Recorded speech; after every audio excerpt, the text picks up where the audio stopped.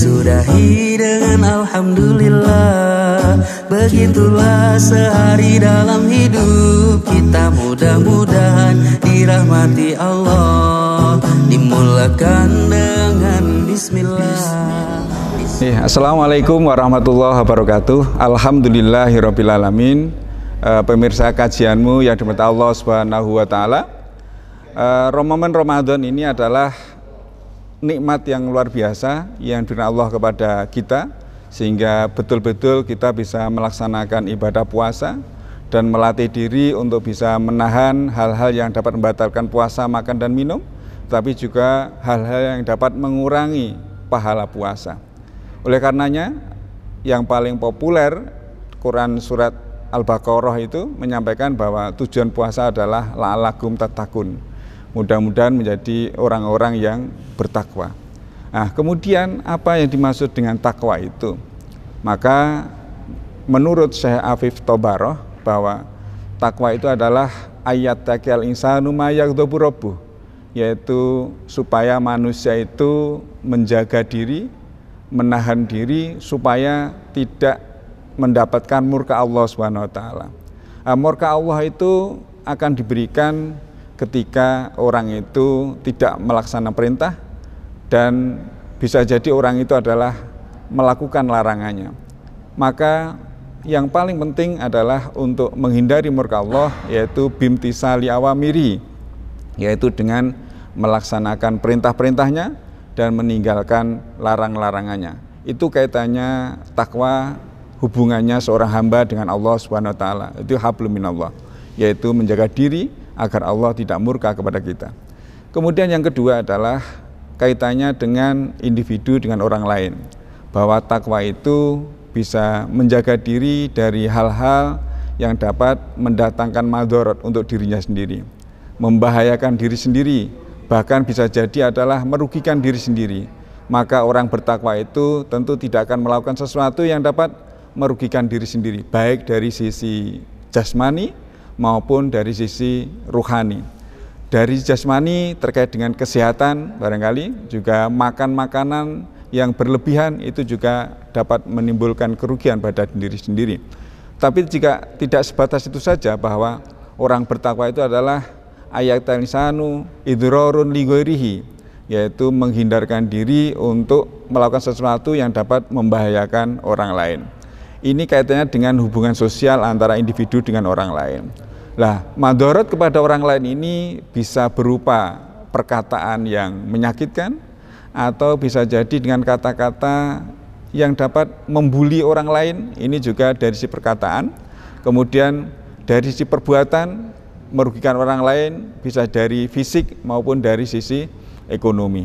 Oleh karenanya, ketiga dimensi takwa ini adalah yang pertama, hablum minallah, agar terhindar dari murka Allah.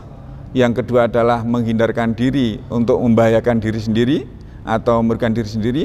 Dan yang ketiga adalah jangan sampai perilaku kita itu merugikan orang lain. Itulah pengertian takwa yang disampaikan oleh Syekh Afif Tobaroh. Ada sebuah kisah di dalam kitabnya Prof. Quraish Shihab itu, dikisahkan di sana yang salah seorang panglima pada dinasti Umayyah yang bernama Al-Hajjaj bin Yusuf, yang hidup sekitar 661 Masehi sampai dengan 700-an sekian Masehi. Di sana dikisahkan bahwa Al-Hajjaj bin Yusuf ini seorang panglima yang dengan kebiasaan baiknya, yaitu dia sering ketika makan siang itu menjamu orang untuk membersamai dia makan siang. Oleh karenanya dia memerintahkan kepada anak buahnya untuk mencari orang yang bisa dijamu makan siang bersamanya. Ditemukanlah seorang pengembala kambing. Waktu itu si pengembala kambing ini diterik panas matahari. Dia sedang puasa Ramadan karena sedang melaksanakan perintah Allah Subhanahu wa Ta'ala. Sesampainya di hadapan Al-Hajjaj bin Yusuf ini, Al-Hajjaj mempersilahkan si pengembala kambing itu untuk makan siang bersamanya. Tetapi si pengembala itu menyampaikan bahwa dia sedang melaksanakan perintah Allah, yaitu berupa puasa Ramadan. Tetapi Al-Hajjaj ini tetap merayu kepada si pengembala kambing supaya hari ini dibatalkan dulu puasanya, toh besok masih ada hari untuk bisa mengganti puasa. Tetapi si pengembala ini memberikan jawaban kepada Panglima, wahai si Panglima, mohon maaf, apakah Tuan sekiranya bisa menjamin apakah besok saya masih berkesempatan untuk bisa melaksanakan puasa? Seandainya toh Tuan bisa menjamin, belum tentu saya juga membatalkan puasa saya pada hari ini. Oleh karenanya, saya akan tetap melaksanakan perintah Allah untuk melaksanakan puasa di siang terik panas matahari seperti ini. Karena saya tidak tahu apakah besok masih berkesempatan puasa atau tidak. Pelajaran bisa diambil dari kisah ini adalah yang pertama, orang yang berpuasa itu tetap harus bersikukuh sekuat tenaga menahan diri dari godaan apapun. Entah itu godaan berupa godaan fisik berupa makanan atau minuman, atau bahkan godaan-godaan yang dapat mengurangi pahala puasa. Si pengembala ini memberikan pelajaran bagi kita bahwa meskipun terik panas matahari, meskipun makanan sudah tersedia, makanan enak di hadapan matanya, yang dijamu oleh orang hebat di depannya, tetapi dia dengan kesungguhan hati, dengan tabah, dengan sabar tutup melaksanakan puasa Ramadan. Karena dia tidak ingin melewatkan kewajiban itu, karena belum tentu kemudian atau waktu yang lain dia bisa menggantikan puasa yang diberikan kesempatan oleh Allah kepadanya. Oleh karenanya dia tetap mempertahankan puasanya. Kemudian yang kedua, si Panglima ini masih tetap merayu kepada pengembala, wahai si pengembala, belum tentu juga seumur hidup Anda akan menemukan makanan seenak ini. Ini dimasak oleh orang hebat, menu makanannya juga sangat bervariasi, sangat enak sekali, sangat lezat sekali. Mudah-mudahan kamu mau berkenan membersamai saya untuk makan. Tetapi apa jawaban si pengembala? Ini yang menarik, perlu kita pikirkan bersama, kita renungkan bersama. Wahai Panglima, terima kasih atas jamuan makannya. Terima kasih atas makanannya yang nikmat.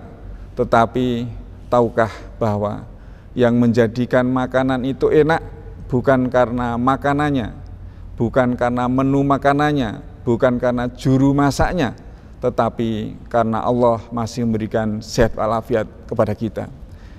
Maka terkadang kita lupa, ketika sudah mendapati nikmat itu kita lupakan Allah. Padahal makanan enak, kesehatan yang kita rasakan ini, kesehatan diberikan Allah kepada kita ini adalah dari Allah Subhanahu wa Ta'ala, bukan karena masakannya. Kita bisa merasakan enaknya makanan bukan karena masakannya, tetapi karena Allah masih memberikan rasa sehat walafiat, rasa di lidah kita untuk bisa merasakan enaknya makanan. Karena apa?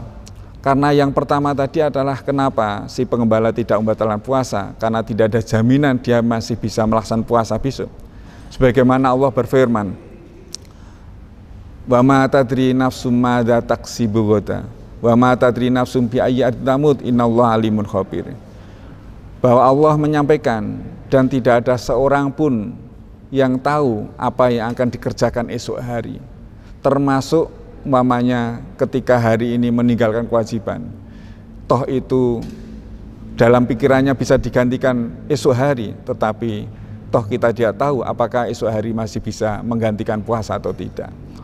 Ini pelajaran yang pertama, bahwa kita tidak boleh menunda-nunda kewajiban yang bisa kita laksanakan pada hari ini atau pada saat ini.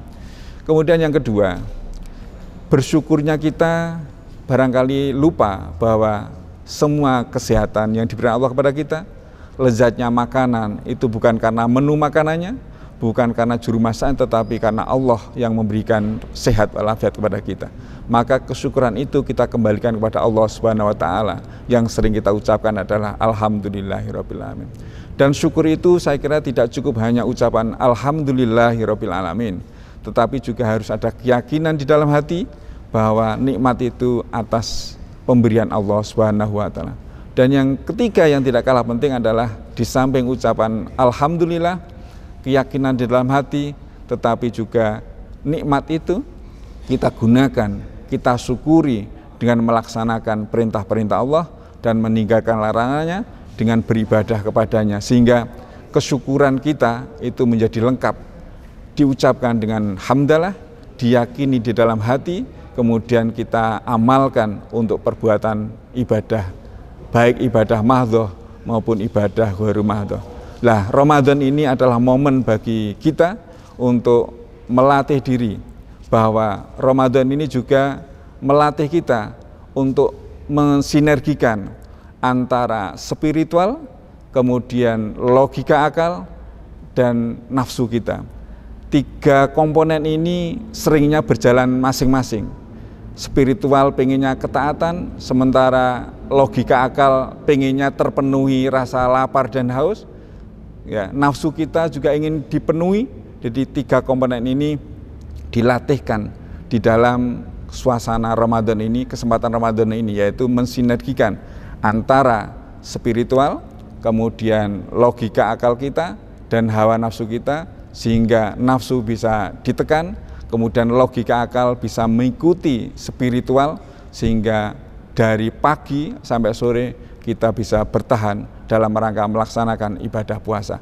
Mudah-mudahan puasa kali ini kita betul-betul bisa mengambil hikmahnya puasa, melatih diri kita, kemudian membiasakan yang baik-baik dan meninggalkan yang kurang baik, sehingga nanti di waktu-waktu setelah Ramadan kita bisa istiqomah terus melaksanakan amal soleh. Demikian, kurang lebihnya mohon maaf.